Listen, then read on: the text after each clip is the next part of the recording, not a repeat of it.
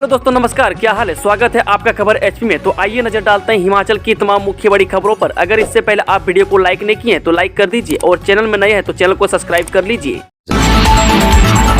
गगल बाजार के लिए अलग से market complex R&R plan cabinet में मंजूर। कांगड़ा एयरपोर्ट के विस्तार की पुनर्वास एवं पुनर्स्थापन योजना यानी R&R प्लान को कैबिनेट ने मंजूरी दे दी है।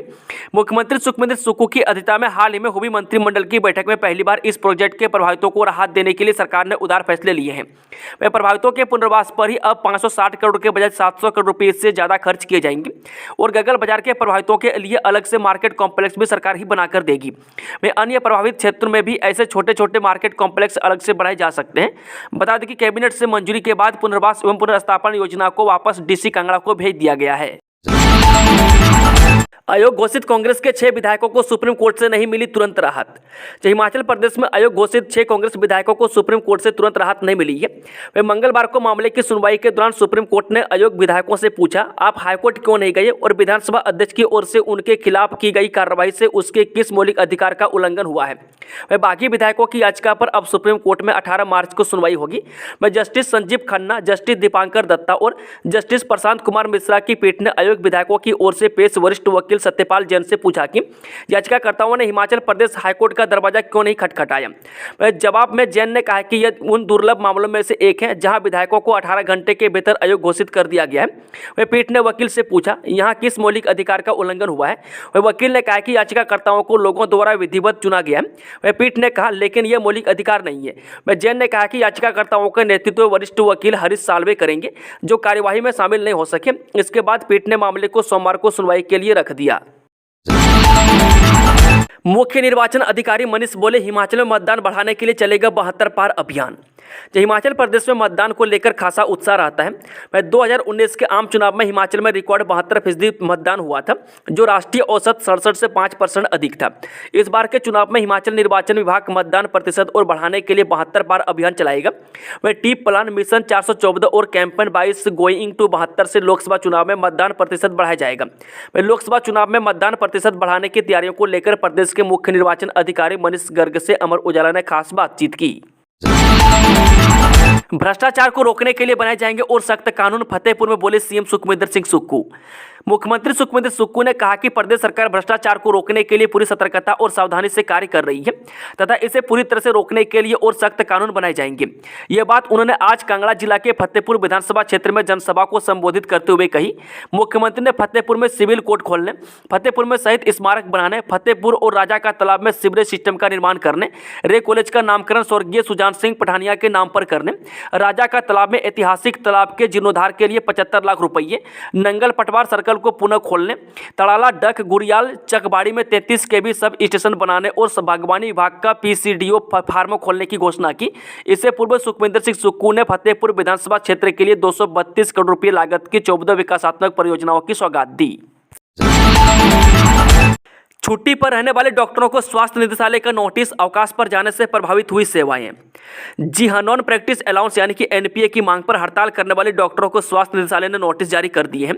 करीब 60 डॉक्टरों से अचानक छुट्टी पर चले जाने का कारण इस नोटिस में पूछा गया है। वह स्वास्थ्य निदेशालय ने 1 सप्ताह में नोटिस का जवाब मांगा है। वह जवाब मिलने के बाद स्वास्थ्य निदेशालय बड़ी कार्रवाई कर सकता है। गौरतलब है कि NPA की मांग पर अड़ी मेडिकल ऑफिसर एसोसिएशन ने पहले 2.5 घंटे की पेन डाउन स्ट्राइक शुरू की थी, लेकिन इस बीच सरकार और मेडिकल ऑफिसर एसोसिएशन के बीच वार्तालाप सिरे न चढ़ने के बाद प्रदेश भर के डॉक्टरों ने 7 मार्च को सामूहिक अवकाश का फैसला किया था। इस फैसले के बाद 2600 डॉक्टर एक साथ छुट्टी पर चले गए थे। इनमें जिन डॉक्टरों ने कैजुअल लीव के लिए आवेदन नहीं किया था उन्हें स्वास्थ्य विभाग ने नोटिस जारी किया है। FIR के बाद विधायक के पिता गायब, इन विधायकों ने दर्ज करवाई है शिकायत। विधानसभा के बजट सत्र के दौरान राज्यसभा चुनाव में क्रॉस वोटिंग मामले में FIR दर्ज होने के बाद पुलिस ने आरोपियों की तलाश में छापेमारी शुरू कर दी है। FIR दर्ज होते ही कांग्रेस के बागी व गगरेट के निष्कासित विधायक चैतन्य शर्मा के पिता राकेश शर्मा अंडरग्राउंड हो गए हैं। वह पुलिस विधायक के पिता की तलाश में जुटी है, लेकिन विधायक के पिता कहां हैं इसका अभी तक कोई पता नहीं लग पाया है। राज्यसभा चुनाव में क्रॉस वोटिंग पर एक MLA और एक MLA के पिता पर FIR दर्ज की गई है। हमीरपुर से निर्दलीय विधायक आशीष शर्मा और कांग्रेस के बागी व गगरेट के निष्कासित विधायक चैतन्य शर्मा के पिता राकेश शर्मा पर राज्यसभा चुनाव में वोटों की खरीद फरोख्त करने और करोड़ों के लेन देन के आरोप लगाए हैं। वह मामले की शिकायत विधायक संजय अवस्थी और विधायक भुवनेश्वर गौड़ ने पुलिस थाना बालूगंज में दर्ज करवाई है। क्या है सीएए, कैसे मिलेगी नागरिकता, कौन कौन से दस्तावेज चाहिए, कैसे करें अप्लाई, जाने पूरी जानकारी। जो देश में नागरिकता संशोधन अधिनियम यानी कि सीएए से संबंधित अधिसूचना जारी कर इसे लागू कर दिया है। अधिसूचना में कहा गया है कि अधिनियम से संबंधित नियम तत्काल प्रभाव से लागू हो जाएंगे। यह नागरिकता संशोधन नियम 2024 के नाम से जाने जाएंगे। यह नियम सीएए 2019 के तहत पात्र व्यक्तियों को भारतीय नागरिकता के लिए आवेदन करने में सक्षम बनाएंगे। अधिसूचना में नागरिकता के लिए आवेदन करने के संबंध में नियमों में लंबी सूची भी जारी की गई है। मैं बता दें कि भारत में सिर्फ उन्हें ही नागरिकता दी जाएगी जो 31 दिसंबर 2014 से पहले हिंदुस्तान में आकर बस गए हैं। वहीं आवेदकों को भारत में आने के सभी जरूरी दस्तावेज दिखाने होंगे। इसमें वीजा, इमिग्रेशन, स्टैंप सहित अन्य दस्तावेज शामिल होंगे, यानी संबंधित व्यक्ति ने कब भारत में एंट्री की थी। इसके लिए एक वेब पोर्टल बनाया गया है। वह नागरिकता के लिए आवेदन ऑनलाइन स्वीकार किया जाएगा और यह सभी जरूरी दस्तावेजों के साथ सरकार द्वारा अधिसूचित राज्य स्तरीय समिति को किया जाएगा। इसके बाद अधिकार प्राप्त समिति सभी आवेदन पत्रों की जांच के बाद नागरिकता के संबंध में निर्णय लेगी। आचार संहिता का डर, रिजल्ट के इंतजार में बीत न जाए साल। 4 माह पहले हुई है काउंसिलिंग। जे प्रदेश के स्कूलों में शिक्षकों के सैकड़ों पद खाली पड़े हैं, लेकिन दूसरी ओर शिक्षकों की जिन कैटेगरी की काउंसिलिंग हो चुकी है उसका रिजल्ट अभी तक जारी नहीं हुआ है। ऐसे में इन बेरोजगार युवाओं को यह डर सता रही है कि प्रदेश में आचार संहिता के चलते ये भर्तियां लटक ना जाए। मैं लगातार शिक्षा विभाग से भी मांग की जा रही है कि इन भर्तियों के रिजल्ट जल्द से जल्द जारी किया जाए। मैं काउंसिलिंग के बाद भी रिजल्ट न निकालने से प्रदेश के हजारों जेबीटी अभ्यर्थी काफी परेशान हैं। मैं लगातार सरकार से काउंसिलिंग का रिजल्ट निकालने की मांग कर रहे हैं। मैं गत नवंबर में प्रदेश में जेबीटी के विभिन्न पदों के लिए काउंसिलिंग हुई थी, लेकिन अभी तक रिजल्ट घोषित नहीं किया गया है। मैं एलिमेंट्री प्रशिक्षित अध्यापक संघ ने जेबीटी बैच आधार पर नियुक्तियां जल्द करने की मांग उठाई है। मैं एलिमेंट्री प्रशिक्षित अध्यापक संघ जिला शिमला की कार्यकारी अध्यक्ष रीना ठाकुर ने कहा कि प्रदेश में जेबीटी अध्यापकों को 1161 के करीब पद भरने के लिए साक्षात्कार नवंबर माह में हुए थे, लेकिन 3 माह बीत जाने के बाद भी अभी तक नियुक्तियां नहीं हुई है। वहीं शास्त्री भर्ती का मामला भी कोर्ट में लटका है। पंजीकरण के लिए अंतिम तिथि का इंतजार न करें उम्मीदवार, नहीं तो आ सकती है दिक्कत। थल सेना भर्ती कार्यालय हमीरपुर के निदेशक कर्नल BS भंडारी ने बताया कि थल सेना में अग्निवीरों की भर्ती के लिए ऑनलाइन पंजीकरण 13 फरवरी से शुरू हो चुका है, जो कि 22 मार्च तक किया जा सकता है। उन्होंने सभी पात्र एवं इच्छुक उम्मीदवारों से आग्रह किया है कि वे समय रहते अपना ऑनलाइन पंजीकरण करवा लें। वह पंजीकरण के लिए अंतिम तिथि का इंतजार न करें, क्योंकि अंतिम दिन अधिक भीड़ होने की स्थिति में उम्मीदवारों की दिक्कत हो सकती है। उन्होंने बताया कि निर्धारित अवधि में ऑनलाइन आवेदन करने वाले उम्मीदवारों की पहले ऑनलाइन कंप्यूटर आधारित लिखित परीक्षा होगी और उसके बाद भर्ती रैली का आयोजन किया जाएगा। वहीं आवेदन के इच्छुक एवं पात्र युवा वेबसाइट पर ऑनलाइन कर सकते हैं। कांगड़ा में नौकरी का मौका, जानिए किन किन पदों पर होगी भर्ती। जे रोजगार अधिकारी आकाश राणा ने आज यहां जानकारी देते हुए बताया कि आपसा HR services private limited Baddi जिला सोलन द्वारा security guard, driver, security supervisor तथा गनमैन के लिए 90 पद भरे जाने की जानकारी दी गई है। इन पदों हेतु शैक्षणिक योग्यता सिक्योरिटी गार्ड, ड्राइवर, गनमैन के लिए 10वीं पास व सिक्योरिटी सुपरवाइजर हेतु 12वीं पास रखी गई है। वह आयु सीमा सिक्योरिटी गार्ड हेतु 25 वर्ष से 50 वर्ष, सिक्योरिटी गार्ड ड्राइवर हेतु 25 वर्ष से 55 वर्ष, सिक्योरिटी सुपरवाइजर हेतु 30 वर्ष से 55 वर्ष, गनमैन हेतु 30 वर्ष से 53 वर्ष रखी गई है। बता दें कि कंपनी द्वारा सिक्योरिटी गार्ड को 15,000 रुपये प्रतिमाह, सिक्योरिटी गार्ड या ड्राइवर को 16,000 प्रतिमाह और सिक्योरिटी सुपरवाइजर को 17,000 रुपये प्रतिमाह तथा गनमैन को 16,000 रुपये प्रतिमाह वेतन दिया जाएगा। राणा ने सीएम पर की सवालों की बौछार, सुधीर ने भी कविता के जरिए किया सवार। हिमाचल कांग्रेस सरकार में अभी हालात सामान्य नहीं हुए हैं। मैं सीएम सुक्खू पर बागियों के वार लगातार जारी हैं। राजेंद्र राणा और सुधीर शर्मा की जोड़ी ने आज फिर सीएम को घेरा है। राणा ने जहां सीएम सुक्खू पर सवालों की बौछार की, तो वहीं सुधीर ने भी एक कविता के जरिए वार किया। दोनों ही बागी आजकल फेसबुक के जरिए सीएम सुक्खू पर लगातार हमला बोले हुए हैं। बता दें कि राजेंद्र राणा ने लिखा है, सुक्खू जी आप सवालों के कटघरे में हैं, जनता को आप इन बिंदुओं पर क्या कहना चाहेंगे। क्या आप यह बताएंगे कि हमारा प्रदेश में कांग्रेस की सरकार बनाने में योगदान था या सरकार न बनने देने में योगदान था। मैं कर्मठ कार्यकर्ता हूं और हमारी मेहनत से ही सरकार बनी थी। क्या आप इस सच से भी आंख मूंद लेंगे? क्या चुने हुए प्रतिनिधियों पर झूठे केस बनाकर और दबाव बनाकर आप प्रदेश में लोकतंत्र को मजबूत कर रहे हैं? 3 से 5 लाख रुपए में बेचे गए थे प्रश्न पत्र, 1 करोड़ 25 लाख का लेन देन हुआ, सीबीआई की चार्जशीट में खुलासा। हिमाचल प्रदेश पुलिस कांस्टेबल भर्ती परीक्षा 2022 के प्रश्न पत्र लीक मामले में केंद्रीय जांच ब्यूरो ने 88 आरोपितों के विरुद्ध 2 आरोप पत्र दायर किए हैं। शिमला की अदालत के समक्ष सोमवार को आरोप पत्र दायर किए गए। जांच में सामने आया है कि प्रश्न पत्र 3 से 5 लाख रुपये में बेचे गए थे। आरोपितों के बैंक खातों से 1 करोड़ 25 लाख रुपये का लेन देन हुआ है। पेपर लीक मामले में 16 मार्च को होगी अगली सुनवाई, विजिलेंस दर्ज कर सकती है एक और एफआईआर। जेओआईटी पेपर लीक मामले में रवि और अभ्यर्थी की अग्रिम जमानत पर सेशन कोर्ट में सोमवार को सुनवाई हुई। आज की सुनवाई के बाद अगली सुनवाई 16 मार्च को रखी गई है। वह सोमवार को न्यायालय में आयोग के पूर्व सचिव जितेंद्र कंवर भी दिखे, उन्होंने भी अग्रिम जमानत के लिए अर्जी दे रखी है।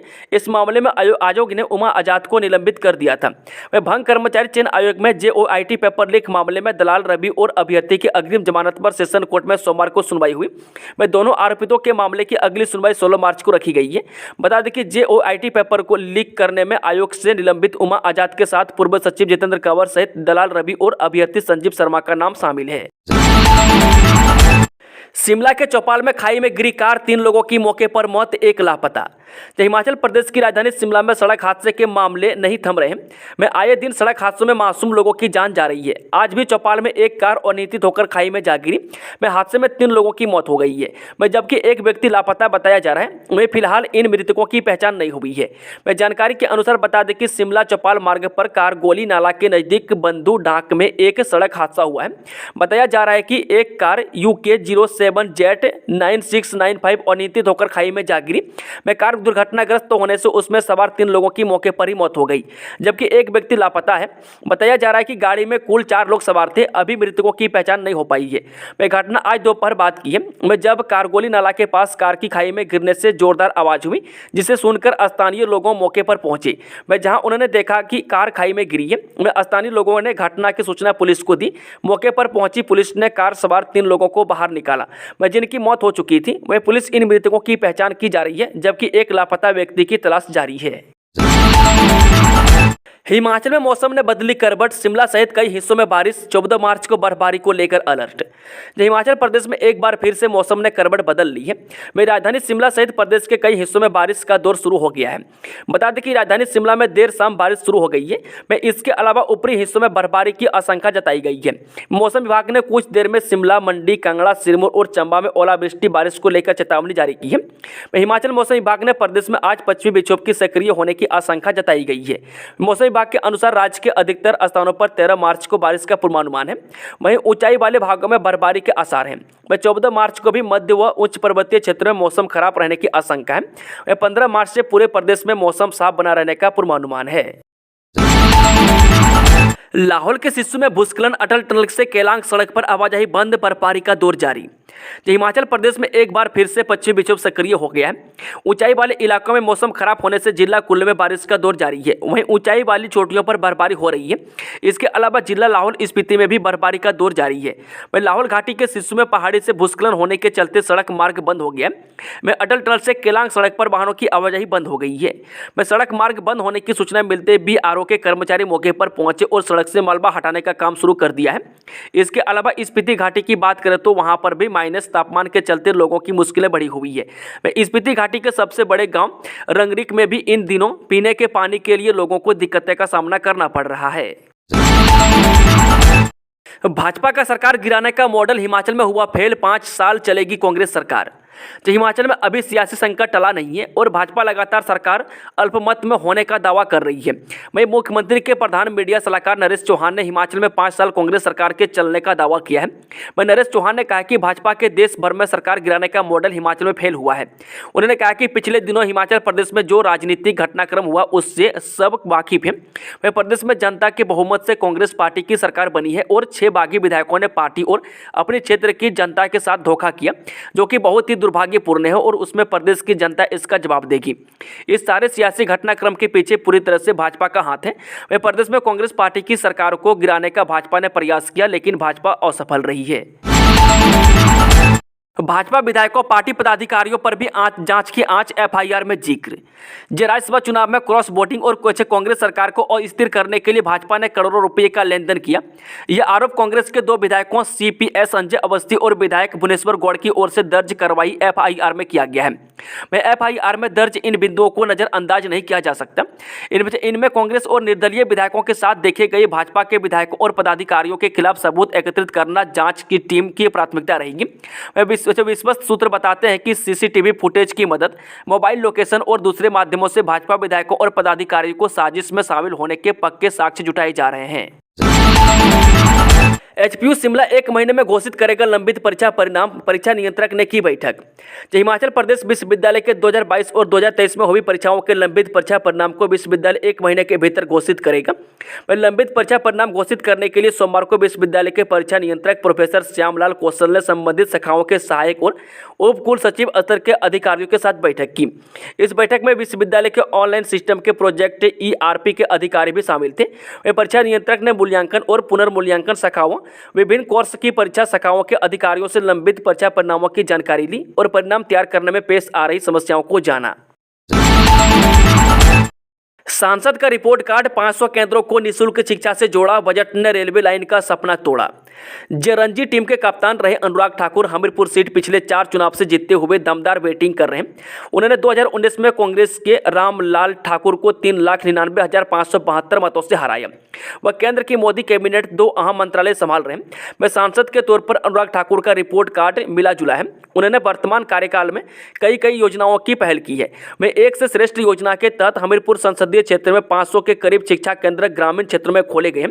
वह जहां शिक्षक बच्चों को निःशुल्क पढ़ा रहे हैं। वह सांसद खेल महाकुंभ भाग 2, सांसद मोबाइल स्वास्थ्य सेवा योजना को भी जारी रखा है।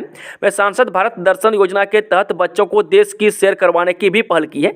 वह बिलासपुर, ऊना और हमीरपुर में बड़े स्तर पर निःशुल्क स्वास्थ्य जांच शिविर लगाए। वह हालांकि हमीरपुर ऊना रेलवे लाइन और बिजड़ी में केंद्रीय विद्यालय के वादे पूरे नहीं हो पाए हैं। वह मंडी हमीरपुर NH और शिमला मोटर 4 लेन का निर्माण पूरा नहीं हो पाया है। हिमाचल में लगातार चौथी बार मुस्कान नेगी को बनाया गया यूथ आइकन। हिमाचल प्रदेश के शिमला जिले के चिड़गांव निवासी मुस्कान नेगी को राज्य निर्वाचन विभाग ने चौथी बार स्टेट यूथ आइकन बनाया है। वह दृष्टिबाधित मुस्कान नेगी को पहली बार साल 2017 में विधानसभा चुनावों के लिए स्टेट यूथ आइकन बनाया गया था। इसके बाद 2019 में लोकसभा चुनाव, 2022 में विधानसभा चुनाव और अब 2024 लोकसभा चुनाव के लिए भी स्टेट यूथ आइकन बनाया गया है। मुस्कान नेगी का कहना है कि 2017 में उन्होंने पहली बार वोट डाला था, तब से लेकर हर चुनाव में मताधिकार का प्रयोग करती है। मैं देश की मजबूती के लिए सभी को जरूर वोट करना चाहिए। मैं मतदान करना हर नागरिक का न सिर्फ अधिकार है बल्कि कर्तव्य भी है। इसे लेकर सभी लोगों का जागरूक होना जरूरी है। मैं मजबूत लोकतंत्र के लिए वोट करना बेहद जरूरी है। मैं सरकार को कोसने से अच्छा है अपने विवेक के आधार पर चुनावों में मतदान करें। मैं स्कूलों और कॉलेजों में जाकर मुस्कान युवाओं को मतदान के प्रति जागरूक करती है। मैं मुस्कान का कहना है कि सोशल मीडिया के माध्यम से भी वो लोगों को मतदान के प्रति जागरूक करती है। कीरतपुर से नैरचौक 4 लेन शुरू होने से प्रदेश की कनेक्टिविटी सुधरी। कीरतपुर से नैरचौक 4 लेन शुरू होने के बाद प्रदेश में यातायात कनेक्टिविटी में सुधार हुआ है। वह लोगों को पुराने चंडीगढ़ से मनाली NH के तीखे मोड़ों और चढ़ाई भरे सफर में से राहत मिली है। वह NHAI की ओर से इस 4 लेन को अगस्त 2023 में ट्रायल के लिए खोल दिया था। वह सोमवार को प्रधानमंत्री नरेंद्र मोदी ने औपचारिक रूप से कीरतपुर से नैरचौक 4 लेन का दिल्ली से उद्घाटन किया। हालांकि इस 4 लेन पर पहले से यातायात सुचारू रूप से चल रहा था। वह पुराने राष्ट्रीय राजमार्ग से कीरतपुर से नैरचौक की दूरी करीब 106 किलोमीटर है। टोनी देवी में उल्टी दस्त के मरीज 300 पार, जल शक्ति स्वास्थ्य विभाग ने भरे पानी के सैंपल, OPD में लंबी लाइनें। स्वास्थ्य खंड टोनी देवी के 5 से अधिक गांव उल्टी व दस्त की बीमारी के चपेट में आ गए हैं। बीमारी की चपेट में आकर अस्पताल पहुंचने वाले मरीजों का आंकड़ा 300 पार कर चुका है। बता दें कि अस्पताल में भारी संख्या में मरीजों का पहुंचना जारी है। अधिकतर मरीज गवारडू, लोहाखर, टोनी देवी, चाहड़, टपरे, बारी, महाड़े, घलोट, सिसवा, भारी, खदेहाड़ा, लडियो व झनिककर गांवों से संबंधित हैं। वह मरीजों का कहना है कि पिछले 3 दिन पहले उन्हें उल्टी दस्त अचानक लग गई। वह सभी मरीजों ने जल शक्ति विभाग के पेयजल टैंकों पर सवाल उठाई। वह सोमवार को जल शक्ति विभाग और स्वास्थ्य विभाग की टीमों ने अलग अलग हिस्सों से पानी के सैंपल भरे हैं। इनमें कुछ सैंपल पुराने जल स्रोतों व खतरियों इत्यादि के भी भरे गए हैं। दुनिया में सबसे ज्यादा दुखी है इन देशों के लोग, भारत में कैसे है हालात, चौंका देगी रिपोर्ट। भारत ने बेशक दुनिया में अपना परचम लहराया हो, लेकिन वर्ल्ड हैप्पीनेस रिपोर्ट 2023 कुछ और ही बयां कर रही है। हर साल जारी होने वाली इस रिपोर्ट में कई ऐसे तथ्यों का आकलन किया जाता है जिसके दम पर लोगों की खुशी का पता चलता है, यानी कि संबंधित देश के लोग दुखी हैं या सुखी। यह आकलन अमूमन आज़ादी, लोगों की कमाई, भ्रष्टाचार, शांति, हेल्थ आदि पर होता है। जब रिपोर्ट सामने आई है उसमें पता चलता है कि 137 137 देशों में कौन कितना खुश है और कौन कितना दुखी। बता दें कि पहले पायदान पर उस देश के लोग सबसे दुखी हैं जिन्होंने तालिबान का दंश झेला है। हम बात कर रहे हैं अफगानिस्तान की। यहाँ के लोग दुनिया में सबसे ज़्यादा दुखी हैं। इसके बाद नंबर आता है लेबनान का, जहाँ के लोग आर्थिक और स्थिरता का दंश झेल रहे हैं। वह तीसरे नंबर पर अफ्रीकी देश सिएरा लियोन है। वह वर्ल्ड हैप्पीनेस रिपोर्ट में चौथे नंबर पर जिम्बाब्वे और पांचवें डेमोक्रेटिक रिपब्लिक ऑफ कांगो है। वह जहाँ के लोग काफ़ी निराश और हताश हैं। वह राजनीतिक, सामाजिक और स्थिरता के चलते छठे नंबर पर बोत्सवाना और सातवें पायदान पर मलावी देश है। यहाँ के लोग बढ़ती जनसंख्या और खाने पीने की चीज़ों को लेकर दुखी हैं। वह तख्ता पलट का देश कहे जाने वाले कोमोरोस के लोग भी बेहद दुखी हैं।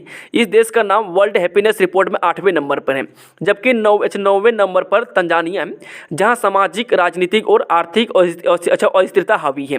अगर हम भारत की बात करें तो यहाँ की रैंकिंग कोई ज़्यादा खुश कर देने वाली नहीं है। वह 137 देशों की लिस्ट में भारत नीचे से 12वें स्थान पर है।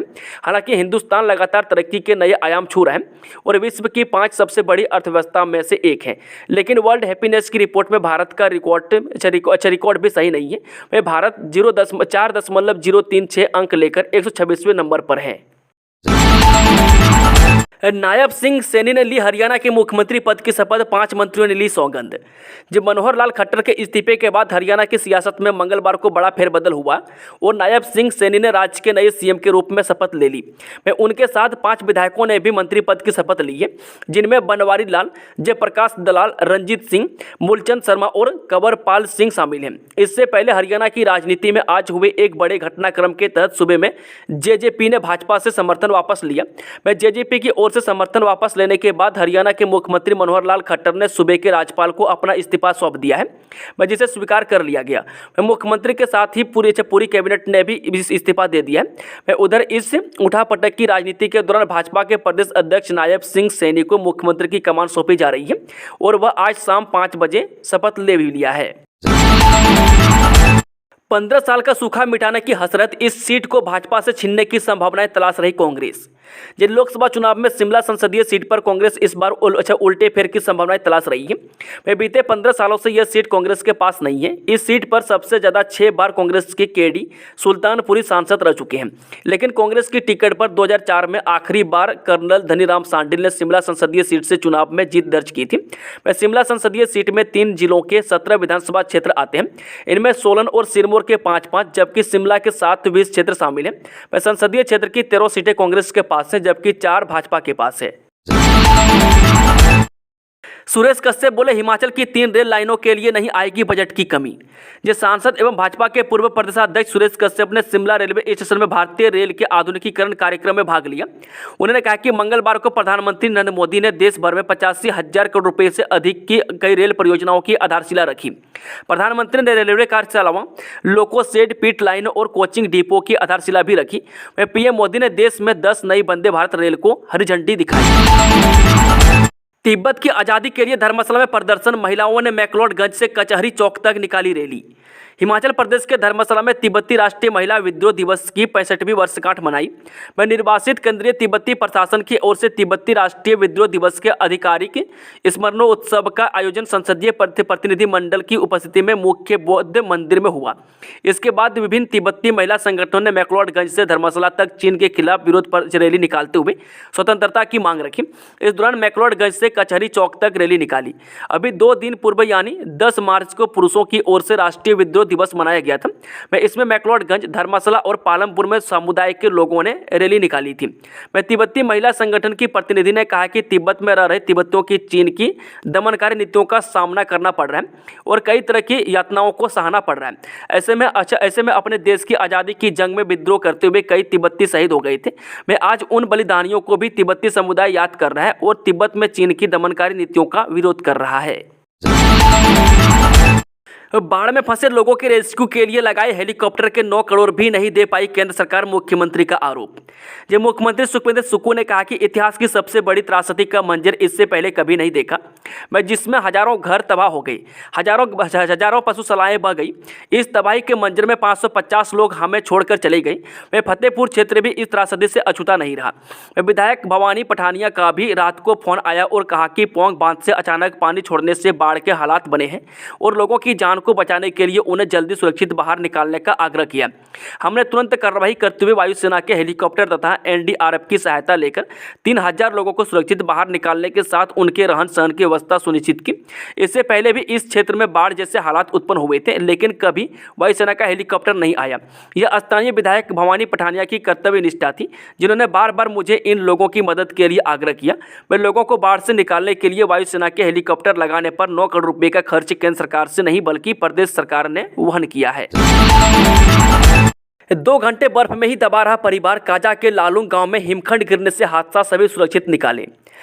स्पीति मुख्यालय काजा से करीब 23 किलोमीटर दूर लालूंग गांव के एक मकान के ऊपर एवलांच गिरने से परिवार के 4 लोग बर्फ में करीब 2 घंटे तक दबे रहे। यह हादसा 3 और 4 मार्च की आधी रात करीब 2 बजे पेश आया। स्पीति घाटी में बिजली और फोन सेवा बंद होने के कारण देर से प्रशासन को इसकी जानकारी मिल सकी। गांव के एक युवक ने बताया कि घर ने अंगदुई की पत्नी के संग छोड़ने के अलावा 3 बच्चे सो रहे थे। वह एवलांच खिड़की को तोड़कर घर में घुस गया, जिस कारण पत्नी और 3 बच्चे करीब 2 घंटे तक बर्फ में दबे रहे। वह अंगदुई ने अकेले अपने दम पर एवलांच का मलबा हटाकर सभी को बाहर निकाला। वह सुबह ग्रामीणों को हादसे की जानकारी मिलने के बाद मदद को पहुंची। बताया गया कि अंगदुई का मकान गाँव से कुछ दूरी पर स्थित है। एसडीएम काजा हर्ष नेगी ने बताया कि हादसे के दौरान टेलीफोन सेवा बंद होने से घटना की जानकारी देर से मिली। रविवार को ही लालूंग के लिए सड़क मार्ग खुला है।